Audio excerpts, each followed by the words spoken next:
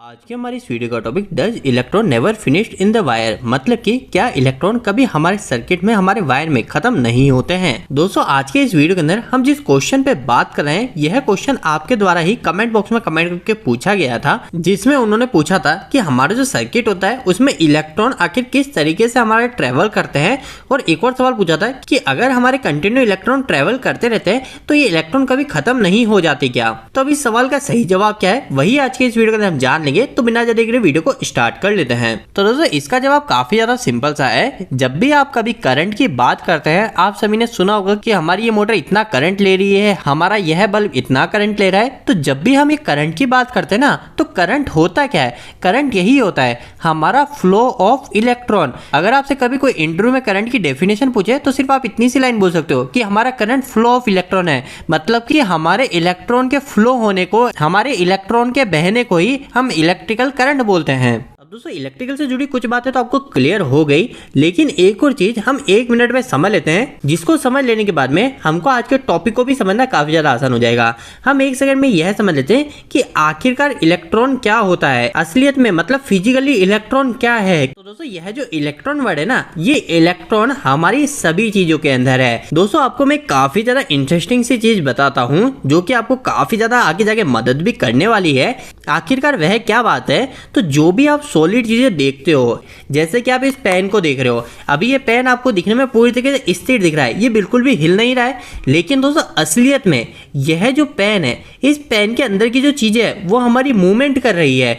अभी हमको फिजिकली ये पेन बिल्कुल भी मूव होते हुए नहीं दिख रहा, लेकिन इस पेन को बहुत ज्यादा माइक्रोस्कोप से जूम करके देखा जाएगा तो इसके अंदर हमको इलेक्ट्रॉन मूव होते हुए देखने को मिलेंगे। अब आप बोलेंगे कि आखिरकार इस पेन में भी इलेक्ट्रॉन कहां से आ गए। तो दोस्तों आपको एक सिंपल सी बात ध्यान रखनी है जो कि आपके इलेक्ट्रिकल कॉन्सेप्ट को समझने में काफी ज्यादा काम आएगी।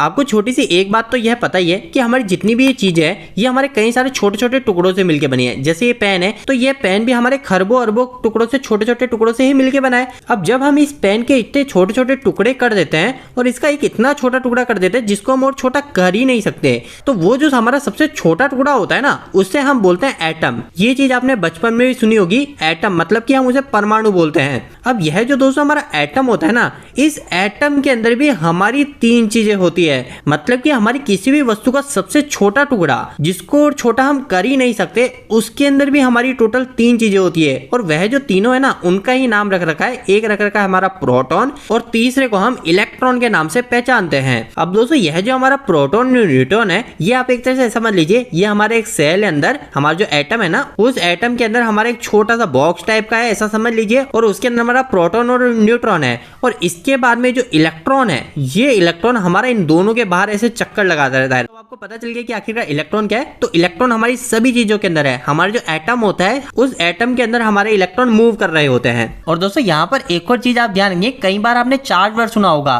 कई बार लोग बोलते हैं कि करंट फ्लो रहा है, तो करंट तो आपको पता चल गया कि हमारा इलेक्ट्रॉन फ्लो रहा है। लेकिन कई बार आपके सुनने को मिलेगा कि हमारा चार्ज फ्लो रहा है, तो उस समय वो जो चार्ज की बात करते हैं ना, तो वो चार्ज यही है, हमारा इलेक्ट्रॉन, हमारा नेगेटिव चार्ज की बात कर रहे होते हैं। लेकिन कई कई केसेस में लोग बोलते हैं कि हमारा पॉजिटिव चार्ज, तो पॉजिटिव चार्ज हम इस प्रोटॉन को बोलते हैं। तो प्रोटॉन का है हमारा ये एटम के अंदर ही हमारा प्रोटॉन न्यूट्रॉन इलेक्ट्रॉन है। तो अगर आगे से आपको कभी चार्ज के बारे में सुनने को मिलता है तो आपको बिल्कुल भी कंफ्यूज नहीं होना है। तो दोस्तों इतनी देर में हमने इलेक्ट्रॉन के बारे में तो कई सारी बातें जान ली, लेकिन एक छोटी सी बात और ध्यान रखिए। अब जब हमारे किसी वायर पर हमारे वोल्टेज अप्लाई करते हैं तो उस केस में क्या होता है, हमारा जो वो इलेक्ट्रॉन मूव कर रहा था ना, वो इलेक्ट्रॉन अब एक सीधी डायरेक्शन में मूव करने लग जाता है। मतलब कि जैसे हमारे यहाँ पे कई सारे इलेक्ट्रॉन है, तो ये इलेक्ट्रॉन पहले इधर इधर ऐसे ऐसे घूम रहे थे, अब वो इलेक्ट्रॉन सारे एक डायरेक्शन में घूमने लग जाएंगे, सारे एक डायरेक्शन में फ्लो होने लग जाएंगे। और जब इस तरीके से हमारे इलेक्ट्रॉन फ्लो होने लग जाते हैं तो उसी चीज को हम क्या बोलते हैं, करंट बोलते हैं। फ्लो ऑफ इलेक्ट्रॉन ही हमारा करंट होता है। लेकिन अब हम इन सभी के बाद में हमारे फाइनल क्वेश्चन के ऊपर आते हैं,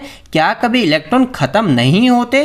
तो इसका क्या जवाब है, तो दोस्तों इसका जवाब हमारे दोनों ही करंट के केस में अलग अलग है। हमारा एसी करंट में अलग है और डीसी करंट में अलग है। सबसे पहले हम डीसी करंट की बात करते हैं। तो डीसी करंट क्या है? डीसी करंट तो आप सभी को पता है, हम बैटरी ही की बात कर रहे होते हैं। हमारी जो बैटरी होती है ना, जिसमें हमारा पॉजिटिव टर्मिनल नेगेटिव टर्मिनल होते हैं, तो उससे मिलने वाला हमारा जो करंट है वो डीसी करंट है। तो सबसे पहले हम यह जान लेते हैं कि आखिरकार हमारा जो डीसी है, इस डीसी के अंदर हमारे इलेक्ट्रॉन कभी खत्म होते हैं या नहीं होते। तो दोस्तों देखिए, सिंपल सी चीज है, जब भी हम हमारे डीसी पे किसी लोड को कनेक्ट करते हैं, तो जैसे मान लीजिए मेरा ये कोई लैंप है, इस तरीके का कोई बल्ब है, इस बल्ब को मैंने क्या किया, इसका एक सिरा पॉजिटिव पे जोड़ा और एक सिरा नेगेटिव पे जोड़ा। तो अब इस केस में क्या होता है दोस्तों, तो जब हम इस तरीके से वायरिंग कर देते हैं, तो उस समय दोस्तों हमारा जो ये वायर है, इस वायर के थ्रू हमारा इलेक्ट्रॉन फ्लो होना शुरू कर देता है। आखिरकार इलेक्ट्रॉन कैसे फ्लो होता है, तो हमारी जो ये नेगेटिव प्लेट होती है ना बैटरी के अंदर, इसके अंदर हमारे कई सारी हमारे नेगेटिव चार्जेस इकट्ठे होते हैं, और जैसे हम वायर कनेक्ट करते हैं, तो हमारे इस वायर के माध्यम से हमारे ये इलेक्ट्रॉन हमारे नेगेटिव सारे पॉजिटिव प्लेट की तरफ आ जाते हैं और यहाँ पर आकर इकट्ठे हो जाते हैं। अब दोस्तों जब तक हमारी बैटरी चार्ज होती है, तब तक ये सिलसिला चलता रहता है, हमारे ये इलेक्ट्रॉन फ्लो होते रहते हैं, हमारा ये लैंप भी कंटिन्यू चलता है। लेकिन दोस्तों यहाँ पर एक सिचुएशन ऐसी आती है, जब हमारे नेगेटिव प्लेट के इलेक्ट्रॉन और पॉजिटिव प्लेट के इलेक्ट्रॉनों की संख्या बिल्कुल सेम हो जाती है। और दोस्तों जब उस तरीके की सिचुएशन आती है, तब हमारा कोई भी पोटेंशियल डिफरेंस नहीं होता है और हमारा ये बल्ब ग्लो होना बंद हो जाता है, और इसे ही हम बोलते हैं बैटरी हमारी डिस्चार्ज हो गई है। इस चीज को आप काफी ज्यादा आसानी से ऐसे समझ लीजिए। उदाहरण के लिए मान लीजिए आपके पास में एक ये पानी की टंकी है और एक आपके पास में ये दूसरी पानी की टंकी है। अब हमारी जो पहली पानी की टंकी है, इसके अंदर हमने सिर्फ इतना ही पानी भर रखा है, और दूसरी पानी की टंकी के अंदर हमने इतना सारा पानी भर रखा है। अब इसके बारे में दोस्तों हम क्या करते हैं, इन दोनों ही पानी की टंकी को यहाँ से बीच में एक छोटी सी नली जोड़ देते हैं। अब यह जो आपको पूरा सिस्टम दिख रहा है ना, ये पूरा सिस्टम हमारा सेम इस बैटरी की तरह ही है। आखिरकार कैसा है, तो सिंपल सा, यह जो नली है ना, ये नली एक तरह का वायर है। आप समझ लीजिए कि यहाँ पे हमारा लोड है। अब दोस्तों जैसे ही हमने यहाँ पे नली जोड़ी, तो क्या होगा, हमारे इस साइड पानी ज्यादा है, तो हमारा यहाँ पर एक डिफरेंस क्रिएट हो गया, जिसकी वजह से हमारा एक पोटेंशियल लगेगा, हमारा एक प्रेशर लगेगा, और हमारे ये जो दूसरी टंकी है, इस टंकी में भी धीरे धीरे पानी आना स्टार्ट हो जाएगा, और यहाँ से पानी धीरे धीरे कम होने लग जाएगा। सेम इसी तरह हमारे बैटरी में हो रहा था। हमारे जो पॉजिटिव प्लेट थी, वहां पर हमारे स्टार्टिंग में इलेक्ट्रॉन कम होते हैं, और नेगेटिव प्लेट पे हमारे इलेक्ट्रॉन काफी ज्यादा होते हैं। तो सेम टंकी जैसी चीज हमारे बैटरी में होती है। हमारे जो भी इलेक्ट्रॉन होते हैं इतने सारे नेगेटिव प्लेट पे, वो हमारे पॉजिटिव की तरफ जाने लग जाते हैं। अब थोड़ी देर बाद दोस्तों क्या होता है, हम सभी को पता है, थोड़ी देर बाद हमारे इस टंकी में पानी थोड़ा कम हो जाएगा। अब कुछ ऐसी जगह पे पानी चले जाएगा, जैसे मान लीजिए कि यहाँ पे पानी आ गया, और दूसरी टंकी में भी हमारा सेम एज इट इज पानी यहाँ पे आ गया। तो अब इस केस में क्या हुआ, हमारे दोनों के अंदर जो पानी है, उस पानी का लेवल पूरी तरीके से सेम है, पानी का लेवल पूरी तरीके से सेम है। तो इस कारण क्या होगा, अब कोई भी डिफरेंस नहीं है। तो डिफरेंस नहीं है तो हमारा कोई प्रेशर नहीं लगेगा, तो इस वजह से पानी इस टंकी से इस टंकी में जाना पूरी तरीके से बंद हो जाएगा। तो सेम यही चीज भी हमारे इस बैटरी केस में होती है। अब हमारे इन दोनों ही प्लेट के अंदर बिल्कुल बराबर इलेक्ट्रॉनों की संख्या है, जिसका मतलब है कि अब हमारा कोई भी पोटेंशियल डिफरेंस नहीं है, जिसकी वजह से हमारे लोड बंद हो जाएगा, और जिसका मतलब है कि अब हमारी बैटरी डिस्चार्ज हो गई है। अब दोस्तों इसके बाद में हम क्या करते हैं, हम हमारी बैटरी को वापस से चार्ज करते हैं, ताकि हम इस बैटरी को वापस से यूज कर सके।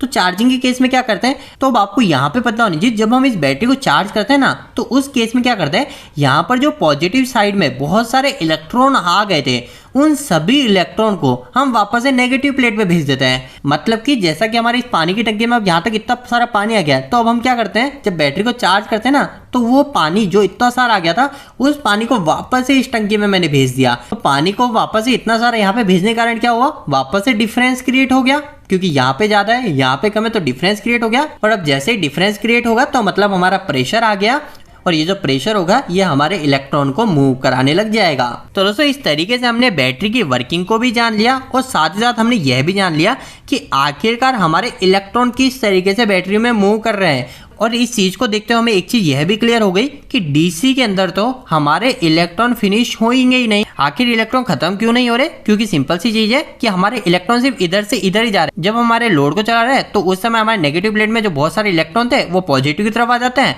फिर हमारी बैटरी डिस्चार्ज हो जाती है, हमारा लोड चलना बंद हो जाता है, हम बैटरी को वापस से चार्ज करते हैं, तो हमारे जो पॉजिटिव प्लेट में सारे इलेक्ट्रॉन आ गए थे, उसे हम वापस से नेगेटिव प्लेट में भेज देते हैं। तो इस तरीके से हमारी ये पूरी साइकिल चलती रहती है। और यह जो साइकिल होती है ना, यह साइकिल ही हमारी बैटरी की लाइफ को भी डिसाइड करती है। आपने कई बार सुना होगा कि हमारी इस बैटरी को आप 500 बार चार्ज डिस्चार्ज कर सकते हैं, इसकी साइकिल 500 बार है, तो वो इसी चीज को ही बताता है। कि हम जो ये इलेक्ट्रॉन की साइकिल चला रहे हैं, इलेक्ट्रॉन को बार बार एक जगह दूसरी जगह भेज रहे हैं, इससे हमारी इस बैटरी की प्लेट कितनी बार तक झेल सकती है। तो दोस्तों उम्मीद है कि अब आपको डीसी के केस में तो पूरी तरीके से क्लियर हो गया, लेकिन सेकंड हमारा एक और केस आ जाता है एसी का केस, कि एसी करंट में हमारे इलेक्ट्रॉन फिनिश होंगे या नहीं होंगे। तो दोस्तों एसी सिस्टम के अंदर हमारा डीसी से कुछ अलग तरीके से हमारे इलेक्ट्रॉन फ्लो हो रहे होते हैं। कैसे फ्लो हो रहे हैं? तो हम सभी को पता है एसी के अंदर हमारा पॉजिटिव नेगेटिव नहीं होता है, एसी के अंदर हमारा फेज और न्यूट्रल होता है, पॉजिटिव नेगेटिव नहीं होता।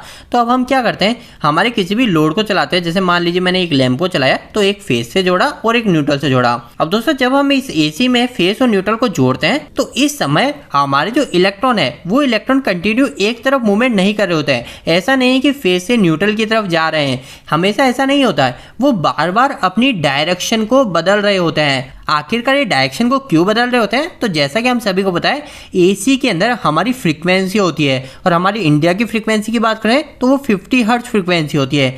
तो अब ये 50 हर्ट्ज हमें क्या बता रही है? तो ये 50 हर्ट्ज हमें ये बता रही है कि हमारे जो इलेक्ट्रॉन है, जो इलेक्ट्रॉन हमारे मूव कर रहे हैं, ये इलेक्ट्रॉन बार बार अपनी डायरेक्शन बदलेंगे, कभी इस साइड कभी इस साइड। अगर हम 50 हर्ट्ज की बात करें तो हमारा जो इलेक्ट्रॉन है हर 10 मिलीसेकंड में अपनी डायरेक्शन बदलेगा। जैसे अगर हमने इस लैंप को चला रखा है तो हो सकता है पहले 10 मिलीसेकंड इस डायरेक्शन में इलेक्ट्रॉन फ्लो हो रहा है, फिर 10 मिलीसेकंड के बाद में इलेक्ट्रॉन की डायरेक्शन इस साइड हो गई। तो दोस्तों इस बात से आपको यह तो क्लियर हो गया कि एसी के अंदर तो कहीं इलेक्ट्रॉन मूव ही नहीं हो रहा, कि पहले इस डायरेक्शन में जा रहा है फिर वापस इस डायरेक्शन में आ जा रहा है। लेकिन कई लोगों के मन में एक सवाल ये भी आएगा कि 10 मिलीसेकंड के लिए तो इलेक्ट्रॉन मूव हो रहा है ना, हो सकता है इलेक्ट्रॉन की स्पीड काफी ज्यादा हो, वो हमारा इस जगह से बहुत दूर चले जाए, ऐसा भी सवाल हो सकता है। तो दोस्तों आपको एक बात पता होना चाहिए कि हमारे जो इलेक्ट्रॉन की स्पीड होती है वो इलेक्ट्रॉन की स्पीड काफी ज्यादा कम होती है। यहाँ पर कई लोग बोलेंगे कि हमने तो बहुत बार सुना है कि हमारे बिजली की स्पीड काफी ज्यादा होती है। तो दोस्तों हम बिजली की उस समय बात कर रहे होते हैं, बिजली की स्पीड काफी ज्यादा होती है, हमारे इलेक्ट्रिसिटी की स्पीड काफी ज्यादा होती है, लेकिन इलेक्ट्रॉन की जो ड्रिफ्ट वेलोसिटी स्पीड होती है वो काफी ज्यादा कम होती है। इसके ऊपर हम और किसी वीडियो में अच्छे से बात करेंगे। लेकिन अभी के केस में आपको सिर्फ ध्यान रखना है कि हमारा जो एसी होता है, इस एसी के अंदर हमारे इलेक्ट्रॉन हर 10 मिलीसेकंड में अपनी डायरेक्शन को बदल रहे होते हैं, और साथ ही साथ हमारे इलेक्ट्रॉन की स्पीड काफी ज्यादा कम होती है। ये इतनी कम होती है कि हमारे जो इलेक्ट्रॉन है हमें ऐसा लगता है कि एक ही जगह पे वाइब्रेट कर रहे हैं। तो इससे हमें एसी के केस में भी क्लियर हो जाता है कि हमारे कभी भी एसी में भी इलेक्ट्रॉन खत्म नहीं होते। तो दोस्तों आज का यह वीडियो थोड़ा सा बड़ा बन गया, लेकिन उम्मीद करता हूँ इस वीडियो के माध्यम से आपको कहीं ना कहीं कुछ बेहतर जानकारी मिली होगी। आपको ये वीडियो कैसा लगा, इस वीडियो को लाइक करके बताएं। अगर आपको कोई भी सवाल इस वीडियो के प्रति फिलहाल आप मुझे नीचे कमेंट बॉक्स में कमेंट करके पूछ सकते हैं। इलेक्ट्रिकल वीडियो से आप नहीं पसंद करते हैं आज हमारे चैनल को सब्सक्राइब कर लीजिए। आज के लिए इतना ही, धन्यवाद।